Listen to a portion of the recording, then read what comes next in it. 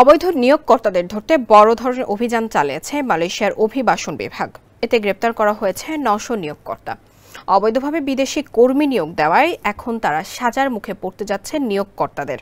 বেআইনি কারসাজি বন্ধে চলতি বছর ১৬ আগস্ট পর্যন্ত মোট ১১,৯০৩টি অভিযান চালিয়েছে মালয়েশিয়ার অভিবাসন বিভাগ জেআইএম। ইমিগ্রেশন বিভাগের মহাপরিচালক রুসনিল জুসো জানান, অবৈধ অভিবাসী কর্মী নিয়োগের শীর্ষে ছিল আটককৃতরা। অভিবাসনের অনুমতি আছে এমন বৈধ কর্মী নিয়োগ করার কথা ছিল তাদের, কিন্তু তারা অবৈধ বিদেশি কর্মীদের নিয়োগ করে। ফলে ৯০০ জন নিয়োগকর্তাকে শাস্তির আওতায় আনা হয়েছে। সোমবার সংবাদ সম্মেলনে তিনি বলেন, ইমিগ্রেশন বিভাগের মূল কাজ হলো নিয়োগকর্তাদের চিহ্নিত করা, যারা এই দুটি অপরাধ করেছে।